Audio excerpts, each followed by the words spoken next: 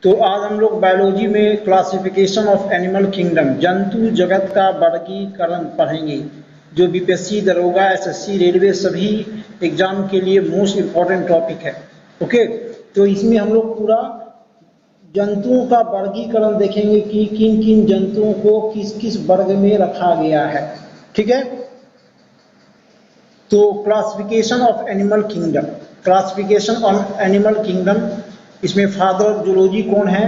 तो अरस्तु को फादर ऑफ जूलॉजी कहा जाता है। अरस्तु को फादर ऑफ जूलॉजी कहा जाता है ना। Father of biology and father of zoology दोनों अरस्तु को कहा जाता है। तो जंतुओं का जो वर्गीकरण किया गया किस आधार पर, तो यहाँ बड़ा महत्वपूर्ण ये लाइन लिखा हुआ है, प्राकृतिक वातावरण, प्राकृतिक वातावरण के आधार पर जंतु विज्ञान को दो भागों में बांटा गया है। प्राकृतिक वातावरण के आधार पर ये ध्यान में रखना है। ओके, अब आगे चलते हैं।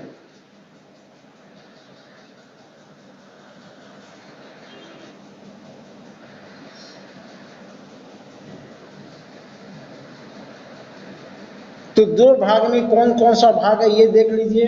दो भाग में कौन कौन सा भाग है, तो इसमें देखिए लिखा हुआ है एनाइमा, एनाइमा, और दूसरा है इनाइमा, एनाइमा एंड इनाइमा। एनाइमा के अंतर्गत वैसे जंतुओं को रखा गया है जिनमें आरबीसी नहीं पाया जाता है, यानी कि उनके ब्लड का रंग लाल नहीं होता है, जैसे ऑर्थ्रोपोडा है, मोलस्का है, स्पंज है। यह है एनाइमा वर्ग। ठीक है, दूसरा है इनाइमा। इनाइमा वर्ग के अंतर्गत जो है वह इनाइमा वर्ग के अंतर्गत जो जीव है उसको दो भाग में डिवाइड किया गया है। इनाइमा वर्ग के अंतर्गत जो भी जीव आता है उसको दो भाग में डिवाइड किया गया है। पहला है विविपारा, विविपारा, और दूसरा है ओविपारा। विविपारा मतलब जो बच्चे देने वाले वर्ग हैं, है ना, उनको विविपारा में जैसे मानव को रखा गया है। ओविपारा अंडे देने वाले जो जंतु हैं उनको ओविपारा में रखा गया है, जैसे मछली है, सांप है, ये ओविपारा वर्ग में शामिल है। ओके, आगे देखते हैं। अब देखिए जीवधारियों का वर्गीकरण, तो यहाँ हम डिटेल से चर्चा करेंगे। जीव विज्ञान का पहला बार प्रयोग किया गया था लेमार्क और ट्रेविरेनस के द्वारा 1801 में। जीव विज्ञान नाम कौन दिया? तो लेमार्क और ट्रेविरेनस 1801। ठीक है, लीनियस, कैरोलस लीनियस ने अपनी पुस्तक सिस्टेमा नेचर में जीवधारियों का दो भाग में डिवाइड किया गया है, प्लांट किंगडम और एनिमल किंगडम, है ना। पूरे जीव जगत को दो भाग में डिवाइड कौन किया? तो लीनियस। किस पुस्तक में? सिस्टेमा नेचर में। Plant kingdom, animal kingdom. Plant kingdom में प्लांट को रखा गया, एनिमल किंगडम में एनिमल को रखा गया। इसलिए लीनियस को आधुनिक वर्गीकरण का पिता कहा जाता है, फादर ऑफ मॉडर्न टैक्सोनॉमी किसे कहा जाता है? तो लीनियस को फादर ऑफ मॉडर्न टैक्सोनॉमी कहा जाता है। इसके अतिरिक्त 1753 में लीनियस ने जीवों का द्विनाम पद्धति आरंभ किया, है ना। लीनियस जो है वह जीवों का दो नाम दिया, एक बोलचाल का नाम और दूसरा वैज्ञानिक नाम। इसको कहा गया द्विनाम, बाइनोमियल इसको कहा गया। ठीक है, तो फादर ऑफ बाइनोमियल नोमेनक्लेचर किसे कहा जाता है? तो लीनियस को कहा जाता है। लीनियस के अनुसार, है ना, जीवधारियों का वैज्ञानिक नाम जो है वह लैटिन भाषा से बना हुआ, ये ध्यान में रखना है, लैटिन भाषा से बना हुआ है। इसमें दो शब्द का प्रयोग किया गया है। पहला शब्द से उसके वंश का उल्लेख है और दूसरा शब्द उसके जाति को इंडिकेट करता है।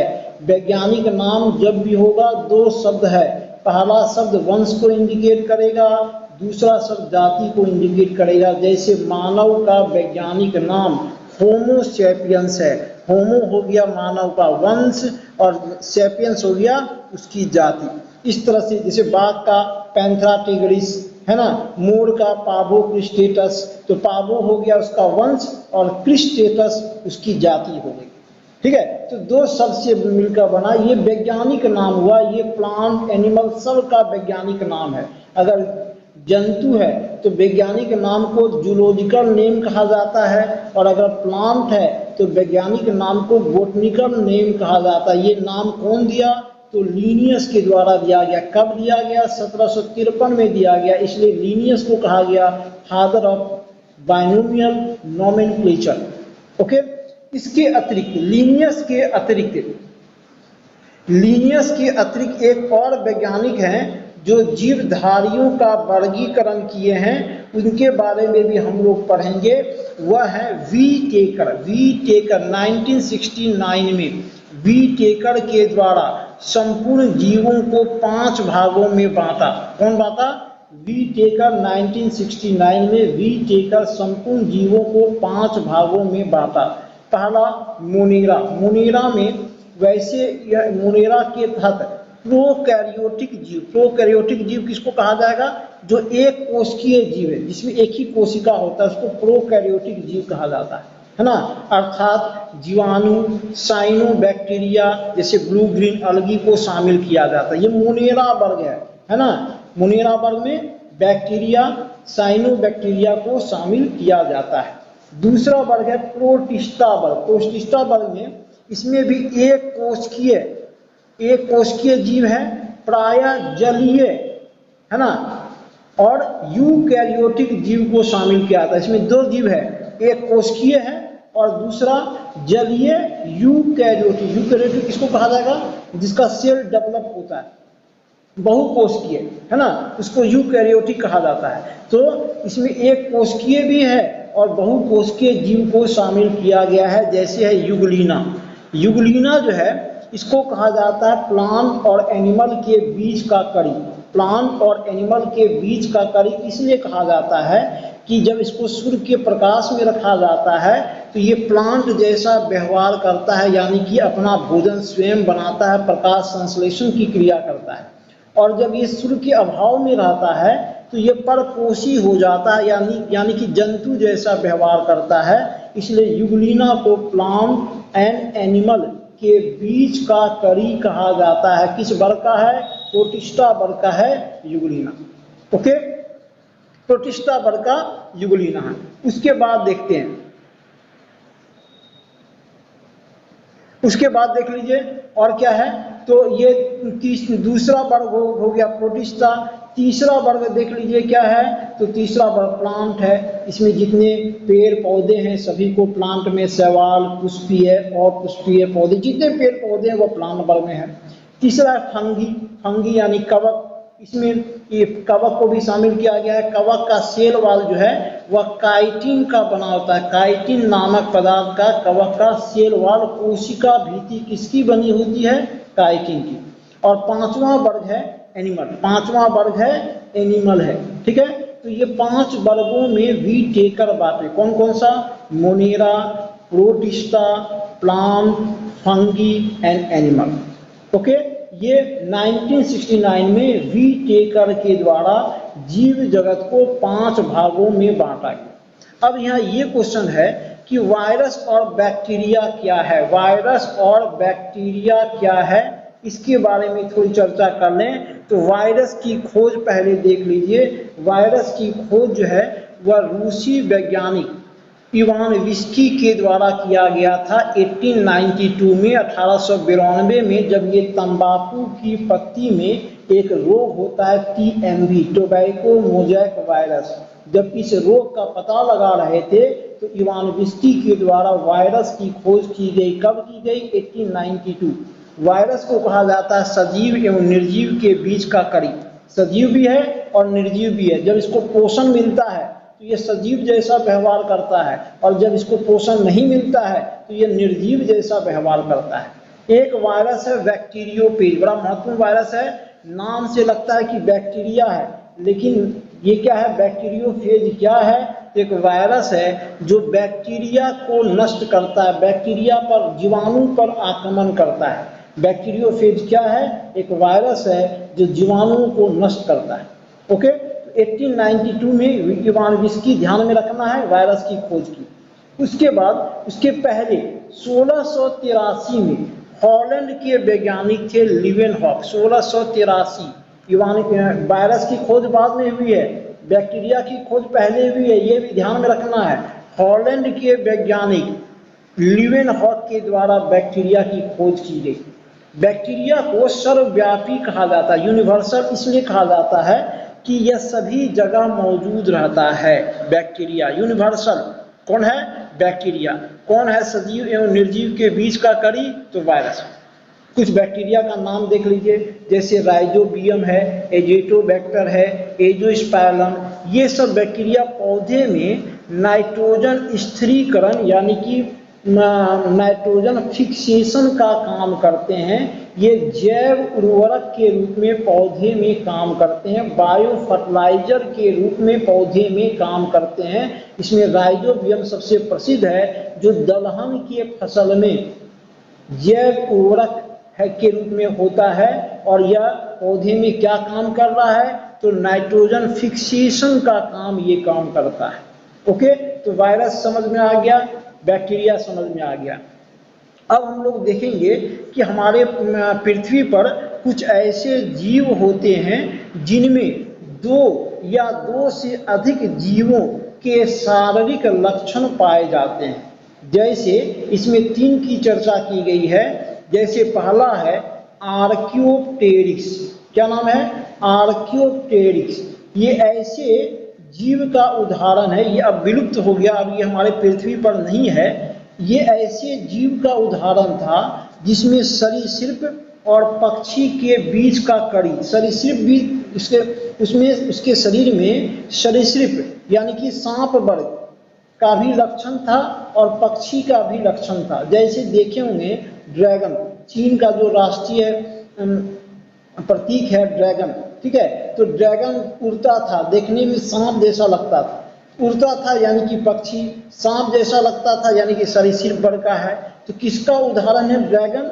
आर्कियोप्टेरिक्स का उदाहरण है। दूसरा है प्रोटोप्टेरस। प्रोटोप्टेरस में मत्स्य एवं जल स्थल चर के बीच का कड़ी, मत्स्य भी है और जल स्थल चर के बीच का कड़ी, यानी कि प्रोटोप्टेरस में आपका मछली का भी शरीर है और जल और स्थल में रहने वाले जीवों का भी उसमें शारीरिक लक्षण पाया जाता है। प्रोटोप्टेरस। तीसरा प्लेटिपस। प्लेटिपस एक जीव का ही नाम है।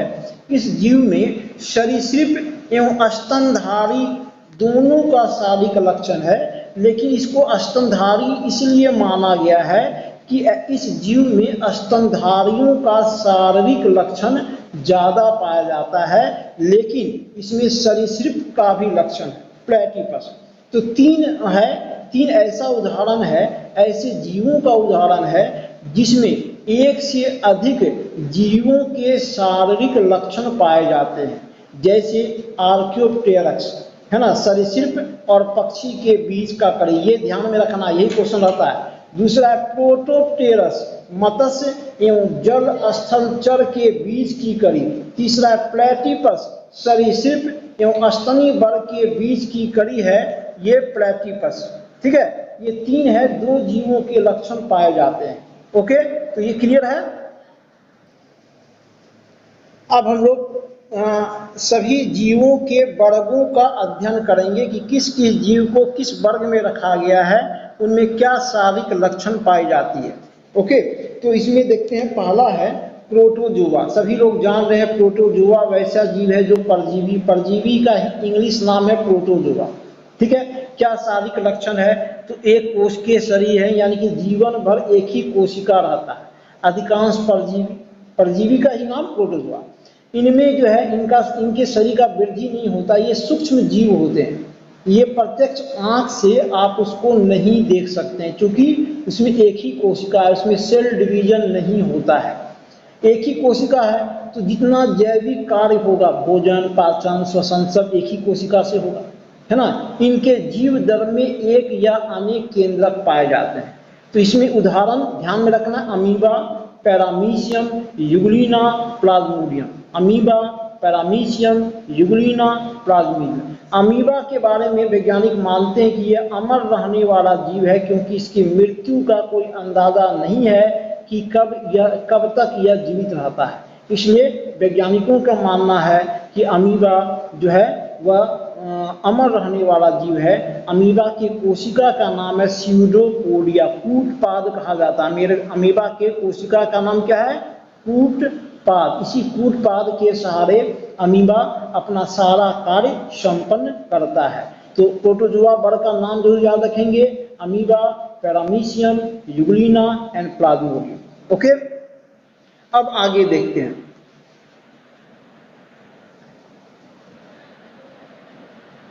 अब देखिए दूसरा वर्ग है, दूसरा वर्ग क्या है देख लेते हैं,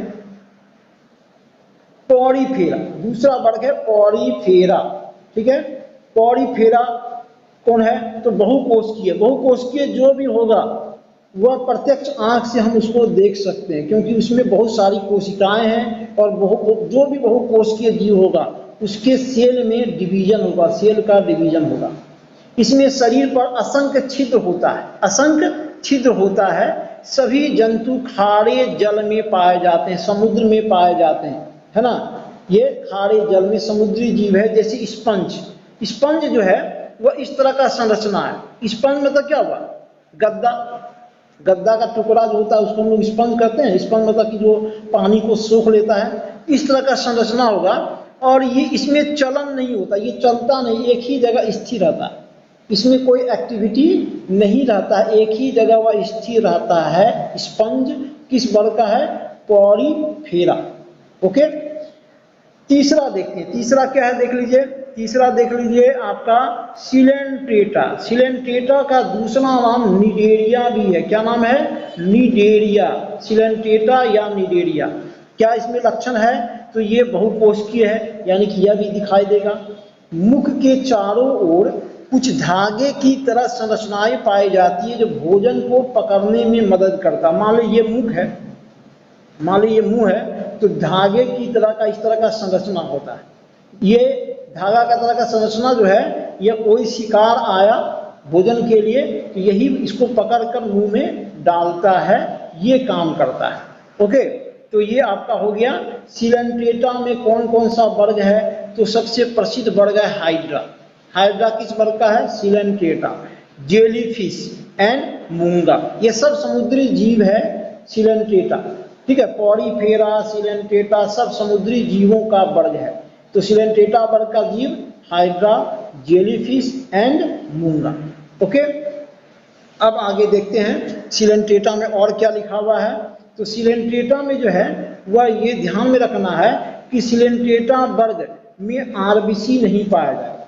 अब आरबीसी नहीं पाया जाएगा तो हीमोग्लोबिन नहीं होगा, और हम लोग जानते हैं कि हीमोग्लोबिन में आपका जो है क्या है? हीमोग्लोबिन में आयरन है, ठीक है।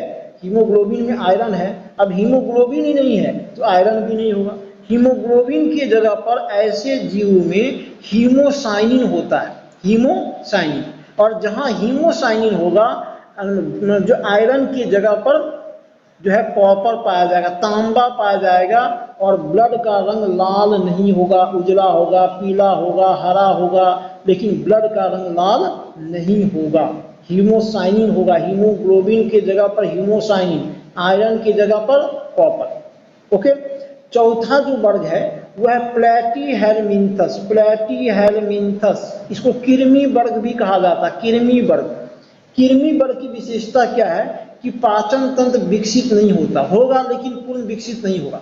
कंकाल तंत्र, श्वसन तंत्र, परिवहन तंत्र नहीं होगा। तीन चीज नहीं होगा, कंकाल तंत्र, श्वसन तंत्र, परिवहन तंत्र नहीं होगा। और सबसे इंपॉर्टेंट चीज कि उभयलिंगी होगा, यानी कि एक ही शरीर में नर और मादा दोनों अंग विकसित होगा। इस तरह का एकमात्र वर्ग प्लेटीहेलमिन्थस है जिसके जीव एक जीव है, एक जीव के शरीर में ही नर अंग भी होगा और मादा अंग दोनों विकसित होगा, है ना। ऐसे हम लोग क्या देखते हैं कि मतलब किसी भी जीव में नर अलग होता है, मादा अलग होता है, लेकिन ये प्लेटीहेलमिन्थस जीव जो है एक ही शरीर में नर अंग भी होगा और मादा अंग भी होगा। जैसे टेप वॉर्म, वॉर्म है कृमि, इसलिए इसको कृमि परिवार कहा जाता है। टेपवर्म, फीता कृमि, गोल कृमि, ये सब है प्लेटीहेलमिन्थस वर्ग का ये आपका है। ओके, तो प्लेटीहेलमिन्थस। हाँ, मोलस्का जो है, मोलस्का वर्ग है, इनमें कवच पाया जाता है। ये भी समुद्री जीव है, इनमें कवच पाया जाएगा, समुद्री जीव है, इनमें कवच पाया जाता है। ठीक है, और ये ऐसे वर्ग का जो जीव होगा वह श्वसन का कार्य गिल्स यानी टिनिडिया द्वारा, गिल्स मतलब गलफड़ा, गलफड़ा के द्वारा ये श्वसन का कार्य करेंगे। रक्त परिसंचन तंत्र खुला रहेगा, रक्त परिसंचन तंत्र खुला रहेगा, इसका मतलब इसका जो है इसमें रक्त परिसंचन तंत्र खुला रहता है। इसका मतलब क्या हुआ कि ऐसे वर्ग के जीव में धमनी और सीरा जो ब्लड वेसल्स होता है वह नहीं पाया जाता, धमनी और सीरा नहीं पाया जाता। ये बहुत ही मोस्ट इम्पोर्टेंट है, ये इम्पोर्टेंट है, वेरी इम्पोर्टेंट। ठीक है, और इसमें भी आरबीसी नहीं है, और आरबीसी नहीं है तो हीमोग्लोबिन नहीं होगा। हीमोग्लोबिन की जगह पर क्या होगा, हीमोसाइनिन। आयरन की जगह पर क्या होगा, कॉपर, आयरन की जगह पर कॉपर। इसमें कौन कौन सा जीव है, तो घोंगा है, वेल यानी शंख है, ऑक्टोपस है। घोंगा, शंख, ऑक्टोपस मोलस्का वर्ग का जीव है, ये ध्यान में रखना है, घोंगा, शंख, ऑक्टोपस। ओके, अब देखते हैं आगे। अब आइए आगे देखिए, एनेलिडा। एनेलिडा वर्ग में किसको शामिल किया था, पहले ये देख लीजिए एनेलिडा वर्ग की क्या विशेषता है। तो एनेलिडा वर्ग का विशेषता क्या है कि हीमोग्लोबिन होगा लेकिन प्लाज्मा में पाया जाता है। ये सबसे इंपॉर्टेंट, किस वर्ग के जीव के शरीर में हीमोग्लोबिन आरबीसी में ना होकर प्लाज्मा में पाया जाता है, तो एनेलिडा वर्ग। श्वसन प्राय त्वचा के द्वारा होता है। ऐसे जीव का जो बॉडी होता है वह हमेशा भींगा हुआ रहता है। ऐसे जीव हमेशा नमी वाली जगह पर रहते हैं ताकि उनकी त्वचा भींगी हुई रहे और वह श्वसन का कार्य आसानी से कर पाए।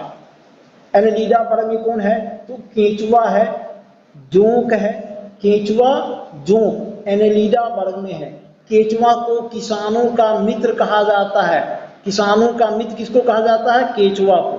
ठीक है, केंचुआ में कितनी जोड़ी हृदय पाई जाती है, तो 4 जोड़ी हृदय केंचुआ में पाया जाता है। एनेलिडा वर्ग सबसे बड़ी विशेषता कि एनेलिडा वर्ग के जीव के शरीर में हीमोग्लोबिन प्लाज्मा में पाया जाता है, ये ध्यान में रखना है। ओके, अब आगे देखते हैं। अब आइए ऑर्थोपोडा। ऑर्थोपोडा देख लीजिए क्या है। ऑर्थोपोडा में जस्ट मिनट। ऑर्थोपोडा, ऑर्थोपोडा में क्या है कि ऑर्थोपोडा में हमारे ब्रह्मांड में, हमारे पृथ्वी पर या जितना हमारे पूरे यूनिवर्स में कह सकते हैं कि जितने जीव हैं सबसे अधिक जीवों की संख्या समुद्र में पाई जाती है। ये ध्यान में रखना है, जीवों की संख्या सबसे ज्यादा कहाँ पाया जाएगा, समुद्र में। ठीक है, और 60% से अधिक जीव ऑर्थोपोडा वर्ग में, 60% से अधिक जितना जीव जंतु है उसमें सबसे ज्यादा ऑर्थोपोडा वर्ग का है। ठीक है, इसमें भी रक्त परिसंचरण तंत्र खुला रहेगा, यानी कि 2 वर्ग है, मोलस्का, मोलस्का और ऑर्थोपोडा। मोलस्का और ऑर्थोपोडा वर्ग के जीव का रक्त परिसंचरण तंत्र खुला रहता है। इसे ऐसे ऑर्थोपोडा वर्ग में जो जीव शामिल है ना, उनका उनमें भी हीमोग्लोबिन नहीं होगा, हीमोसाइनिन होगा, ब्लड का रंग लाल नहीं होगा, है ना। जैसे कॉकरोच, केकड़ा, मकड़ी, मक्खी, मच्छर, दीमक, मधुमक्खी, खटमल, चींटी, जितना कीट पतंगा है वह सब ऑर्थोपोडा में। कॉकरोच के हृदय में सबसे ज्यादा कक्ष होता है, 13 कक्ष। सर्वाधिक कक्ष किसके हृदय में होगा, तो कॉकरोच के हृदय में। चींटी और दीमक को सामाजिक जंतु कहा जाता है। क्यों कहा जाता है, तो ये समूह में कॉलोनी बनाकर चलते हैं, समूह में चलते हैं, अकेले नहीं चलेंगे। मादा मकड़ी जो है प्रजनन करने के उपरांत नर मकड़ी को मार देती है। ये कुछ जानकारी है ऑर्थोपोडा वर्ग के जीवों के संबंध में, ध्यान में रखना है। मोलस्का और ऑर्थोपोडा वर्ग का जो जीव है उनमें रक्त परिसंचरण तंत्र खुला रहता है। ओके, और ये जीव जंतु का नाम भी याद रखना है, कॉकरोच, केकड़ा, मकड़ी, मक्खी, मच्छर, दीमक, जितना कीट पतंगा है सब ऑर्थोपोडा वर्ग में शामिल है। ओके, अब आगे देखते हैं। अब आते हैं मीन वर्ग। मीन वर्ग जिसको कि मछली वर्ग भी कहा जाता है ना, मीन वर्ग को मछली वर्ग भी कहा जाता है। ये ध्यान देख लीजिए, मीन वर्ग यह असमतापी, असमतापी का मतलब है कि अगर इसको समान ताप नहीं मिला तो ये मर जाएगा। जैसे मछली को पानी से बाहर निकालेंगे तो वह मर जाएगा, तो मछली क्या है, असमतापी। श्वसन गिल्स के द्वारा यानी कि गलफड़ा के द्वारा श्वसन कार्य होगा। इनके हृदय में 2 पेयर होता है, इनके हृदय में कक्षों की संख्या कितना होगा, 2 जोड़ा, 2 जोड़ा कक्ष पाया जाता है मछली के हृदय में। मछली इसमें मीन वर्ग में कौन कौन शामिल है, तो मछली वर्ग है यानी कि जितनी मछलियां हैं वह शामिल है। दूसरा हिपोपोटामस, हिपोपोटामस को समुद्री घोड़ा कहा जाता है, हिपोपोटामस को समुद्री घोड़ा, दरियाई घोड़ा भी कहा जाता है। ठीक है, सबसे धीमी चलने वाली ये मछली है, सबसे धीमी चलने वाली मछली है ना। उसके बाद शार्क है, शार्क को डॉग फिश कहा जाता है, शार्क को डॉग फिश कहा जाता है, डॉग फिश। ओके, तो ये मछली वर्ग है जिनके हृदय में 2 जोड़ा कक्ष पाया जाता है, असमतापी है और श्वसन का कार्य जो है वह गलफड़े के माध्यम से करते हैं। ओके, अब देखते हैं एम्फीबिया। एम्फीबिया यानी कि उभयचर, हिंदी में इसको उभयचर कहा जाता है। उभयचर, उभयचर का मतलब यहाँ पर क्या है, उभयचर का यहाँ मतलब क्या है देख लीजिए। तो ये उभयचर वैसे जंतुओं को कहा जाएगा जो जल और स्थल दोनों पर रह सकता है। उभयचर वैसे जंतुओं को कहा जाता है जो जल और स्थल दोनों में निवास कर सकता है। उभयचर जो होगा उनके हृदय में 3 कक्ष होंगे, ये ध्यान में रखना है, 3 कक्ष होगा, 2 आलिंद 1 नीलय। आरबीसी में केंद्रक पाया जाता है।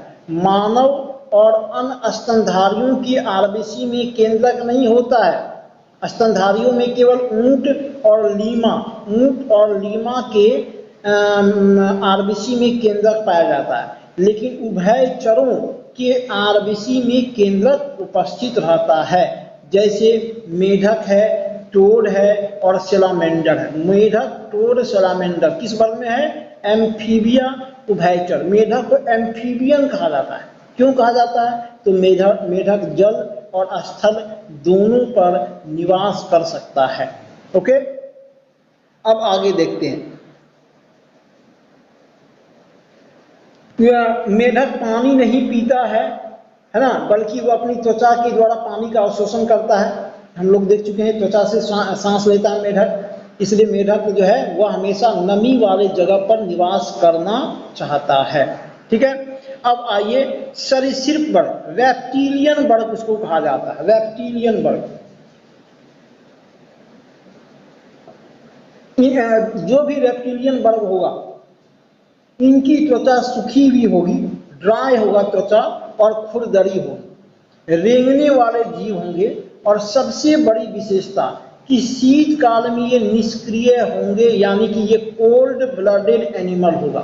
कोल्ड ब्लडेड एनिमल है। कोल्ड ब्लडेड एनिमल का मतलब कि जहाँ ठंड आया इनका ब्लड जम जाता है ना, ब्लड जमा, उनके शरीर में किसी प्रकार का कोई एक्टिविटी नहीं रहता। देखते होंगे ठंडे के दिनों में छिपकली, सांप, ये सब दिखाई आपको नहीं देता है। सांप जहाँ पर है वहीं पर वह पड़ा रहता है जब तक ठंड रहेगा, क्योंकि ठंड के समय में उसका ब्लड जो है वह जम जाता है, वह निष्क्रिय हो जाता है, उसमें किसी प्रकार का कोई एक्टिविटी नहीं होता है। रेप्टिलियन वर्ग का जो है वह जो भी एनिमल होगा वह जो है वह आपका कोल्ड ब्लडेड होगा। कोल्ड ब्लडेड का मतलब क्या होता है, कोल्ड ब्लडेड का मतलब क्या होता है कि शीतकाल में वह निष्क्रिय हो जाएगा, उसके शरीर में जो ब्लड है वह जम जाता है शीतकाल में, उसमें कोई एक्टिविटी नहीं होगा। यही कारण है कि ठंडे के दिनों में छिपकली, सांप ये सब आपको दिखाई नहीं देगा। गर्मी के दिनों में दिखाई देगा, ठंडे में नहीं दिखाई देगा। और रेप्टिलियन बर्ड के हृदय में 4 कक्ष होते हैं, 4 कक्ष होते हैं। सबसे महत्वपूर्ण कोल्ड ब्लडेड एनिमल है। कौन कौन सा एनिमल है? तो छिपकली है, सांप, कछुआ है, मगरमच्छ है। छिपकली, सांप, कछुआ, मगरमच्छ। अब यहाँ ये ध्यान में रखना है कि कछुआ में कवच पाया जाता है। हम लोग मोलस्का वाला वर्ग पढ़े थे। मोलस्का वर्ग की विशेषता थी कि मोलस्का वर्ग के जीवों में कवच पाया जाता है। तो यहाँ ये क्वेश्चन हो सकता है कि कछुआ को मोलस्का में क्यों नहीं शामिल किया जाता है? तो आंसर क्या होगा कि कछुआ कोल्ड ब्लडेड एनिमल है, शीतकाल में उसका ब्लड जम जाता है, इस कारण कछुआ मोलस्का ना होकर रेप्टिलियन है। ओके। नागराज जिसको कि किंग कोबरा कहा जाता है, उसका भोजन क्या होता है? तो नागराज का भोजन है सांप। वह सांप को ही, छोटे छोटे सांपों को ही खाता है। नागराज एकमात्र सांप है जो अपना घोंसला बनाता है, अपना घोंसला वह स्वयं बनाता है। ठीक है। सांपों का जो विष होता है वह कहाँ होता है? तो लार ग्रंथि, सलाइवरी ग्लैंड, दांत के नीचे में सलाइवरी ग्लैंड पाया जाता है, वहाँ होता है। सपेरे जो है वह दांत को तोड़ देते हैं। जैसे सांप के दांत को तोड़ते हैं तो लार ग्रंथि बाहर निकल जाता है, जिस कारण वह सांप विषहीन हो जाता है। ओके। हीलोडर्मा एकमात्र छिपकली है जो जहरीली होती है। काली जो छिपकली होती है वही हीलोडर्मा है जो जहरीली होती है। डैक्रो एकमात्र छिपकली है जो उड़ती है, उड़ने वाली छिपकली, ये पतली होगी। डैंक्रो एकमात्र छिपकली है जो उड़ने वाली है। तो रेप्टिलियन वर्ग के बारे में ये पूरी जानकारी आप लोगों को मिला। कुछ एनिमल ऐसे होते हैं जिनके ब्लड का रंग लाल नहीं होता, हम चर्चा की, और लाल नहीं है तो हीमोग्लोबिन नहीं होगा। हीमोग्लोबिन की जगह पर क्या होगा? हीमोसाइनिन। आयरन नहीं होगा, आयरन की जगह पर कॉपर होगा। कौन कौन सा है? तो ब्लू कलर किन जंतुओं के ब्लड का रंग ब्लू होता है? ठीक है। लॉबस्टर यानी कि झींगा मछली और ऑक्टोपस के ब्लड का रंग ब्लू। वाइट कलर किसका होता है? तो कॉकरोच का। ग्रीन कलर किसका होता है? लिजार्ड। एक न्यू गिनी देश में एक विशेष प्रकार की छिपकली पाई जाती है, लिजार्ड, उसके ब्लड का रंग ग्रीन होता है, ये ध्यान में रखना है। तो पूरा रेप्टिलियन हम लोग पढ़ लिए। अब आगे अब है एवीज। एवीज मतलब पक्षी वर्ग। एवीज पक्षी वर्ग को कहा जाता है। ये समतापी होंगे। एवीज जो होगा ये वार्म ब्लडेड एनिमल होगा, वार्म ब्लडेड एनिमल होगा। ये समतापी हो गई, यानी कि किसी भी ताप में ये जीवित रह सकता है पक्षी। हृदय में 4 कक्ष, पक्षी वर्ग के भी हृदय में 4 कक्ष होगा। मूत्राशय नहीं पाया जाएगा, मूत्राशय अनुपस्थित होता है। 3 विशेषता, समतापी, हृदय में 4 कक्ष होगा, 2 ऑरिकल, 2 वेंट्रिकल, और मूत्राशय नहीं पाया जाता है। पक्षियों को इस वर्ग में रखा गया है। कबूतर है ना, शुतुरमुर्ग है, कौवा, पेंगुइन, कीवी, कोयल, डूडो एक विलुप्त पक्षी है, डूडो। हमिंग बर्ड, उल्लू, तोता, जितने पक्षी हैं इस वर्ग में एवीज वर्ग है ना। उड़ ना सकने वाला पक्षी कौन कौन है? तो कीवी, जो कि न्यूजीलैंड में पाया जाता है, कीवी, एमू। सबसे बड़ा जीवित पक्षी कौन है? शुतुरमुर्ग। सबसे बड़ा जीवित पक्षी शुतुरमुर्ग है।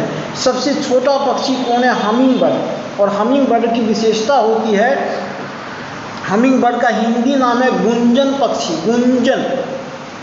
हमिंग बर्ड का हिंदी नाम क्या है? गुंजन पक्षी। इसकी विशेषता क्या है? तो यह उल्टा उड़ता है, देखता आगे है और उल्टा उड़ता है, पीछे उड़ता है ना। सबसे छोटी पक्षी हमिंग बर्ड, सबसे बड़ा पक्षी शुतुरमुर्ग, उड़ ना सकने वाला पक्षी कीवी और एमू। तो पक्षी वर्ग कौन सा है? एवीज पक्षी वर्ग। ओके। अब हम लोग आते हैं जो सबसे महत्वपूर्ण वर्ग, सबसे विकसित वर्ग है, उसके बारे में चर्चा करेंगे। ममेलिया यानी कि स्तनधारी वर्ग, ममेलिया है ना। ममेलिया वर्ग के जीवों की शारीरिक विशेषताएं पहले देख लीजिए। तो त्वचा में आपको स्वेट ग्लैंड पाया जाता है। हम लोग देखिए मानव और अन्य स्तनधारियों के त्वचा में स्वेट ग्रंथि पाया जाता है, जिससे पसीना स्रावित होता है। दूसरा, हृदय में 4 कक्ष होता है ना। हम लोग के भी हृदय में 4 कक्ष है, 2 ऑरिकल, 2 वेंट्रिकल। तीसरा, स्तनधारी वर्गों के दांत जीवन में 2 बार निकलते हैं। 2 बार जो दांत निकलता है वह 20 दांत 2 बार निकलता है और 12 दांत 1 बार निकलता है। ओके, तो स्तनधारी वर्ग के जीवन में दांत 2 बार निकलता है। चौथा, इनके आरबीसी में केंद्रक नहीं होगा। हम चर्चा किए कि केवल ऊंट और लीमा, एक और जीव है ऊंट और लीमा के आरबीसी में केंद्रक पाया जाएगा, अन्यथा किसी भी स्तनधारी के आरबीसी में केंद्रक नहीं पाया जाएगा। और स्तनधारियों में मेमरी ग्लैंड होता है। स्तनधारी नाम ही पड़ा है, स्तनधारी यानी वैसे जीव जिनमें स्तन पाया जाता है, स्तनधारी। तो ये मेमरी ग्लैंड है जिससे कि दूध स्रावित होता है। ठीक है, ये 5 जिन जीवों में ये विशेषता होती है वैसे जीवों को स्तनधारी वर्ग में शामिल किया जाता है। ये सर्वाधिक विकसित वर्ग है स्तनधारी। ओके, तो स्तनधारी वर्ग को 3 भागों में डिवाइड किया गया, 3 वर्गों में बांटा गया है। कौन कौन सा है ये पहले देख लीजिए, कौन कौन सा स्तनधारी है। पहला है प्रोटोथीरिया, प्रोटोथीरिया, दूसरा मेटाथीरिया, तीसरा यूथीरिया। याद रहेगा, प्रोटोथीरिया, मेटाथीरिया, यूथीरिया। प्रोटोथीरिया वर्ग में वैसे स्तनधारियों को रखा गया है जो अंडा देते हैं। अंडा देने वाले स्तनधारी 3 नाम याद रखना है, बत्तख, एकेडिना, प्लेटिपस। बत्तख, एकेडिना, प्लेटिपस स्तनधारी है। कौन सा स्तनधारियों का कौन सा उपवर्ग है, तो प्रोटोथीरिया, अंडा देने वाला। मेटाथीरिया, मेटाथीरिया के अंतर्गत केवल एक जीव को शामिल किया गया है। ऐसे जीव जो हैं वह अपरिपक्व बच्चे को जन्म देता है और उस जीव के उदर में, पेट में एक थैली नुमा संरचना होती है। उस अपरिपक्व बच्चे का पालन पोषण उसी थैली नुमा संरचना में उसका पालन पोषण होता है। उस थैली को मर्सूपियम कहा जाता है, थैली को कहा जाता है मर्सूपियम। और यह एकमात्र जीव है कंगारू, ऑस्ट्रेलिया में पाया जाता है कंगारू। देखे होंगे कि उसके उदर में थैली पाई जाती है और वह अपने बच्चे को उदर में के थैली में यह रखता है। तो ये मेटाथीरिया हो गया। चौथा हो गया यूथीरिया, जो स्तनधारी वर्ग में सबसे विकसित वर्ग है। यूथीरिया वर्ग में वैसे स्तनधारियों को शामिल किया गया है जो पूर्ण विकसित बच्चे को जन्म देता है। पूर्ण विकसित बच्चे को जन्म देने वाला स्तनधारी कौन है, यूथीरिया। जैसे मनुष्य है, ठीक है, चमगादड़, इसमें मनुष्य भी शामिल है। तो चमगादड़, चूहा, बिल्ली, कुत्ता, बाघ, शेर, गाय, बंदर, व्हेल, डॉल्फिन, हाथी, जिराफ सब शामिल है। इसमें 2 विशेष रूप से ध्यान में रखना है, व्हेल एंड डॉल्फिन। ये दोनों मछली जैसे लगती है लेकिन यह मछली वर्ग में शामिल नहीं है, ये स्तनधारी वर्ग में शामिल है। अब यहाँ ये क्वेश्चन हो सकता है कि व्हेल और डॉल्फिन को स्तनधारी वर्ग में क्यों शामिल किया गया है, तो हमारा आंसर क्या होगा कि व्हेल और डॉल्फिन में स्तनधारी वर्गों की विशेषता पाई जाती है, इसलिए व्हेल और डॉल्फिन मीन वर्ग में शामिल ना होकर स्तनधारी है ना। डॉल्फिन जो है सबसे बुद्धिमान मछली होती है, डॉल्फिन को कहा जाता है सबसे बुद्धिमान मछली। और ब्लू व्हेल को हम लोग जानते हैं कि सबसे बड़ा जीव कौन है, पूरे ब्रह्मांड में सबसे बड़ा जीव कौन है, तो ब्लू व्हेल।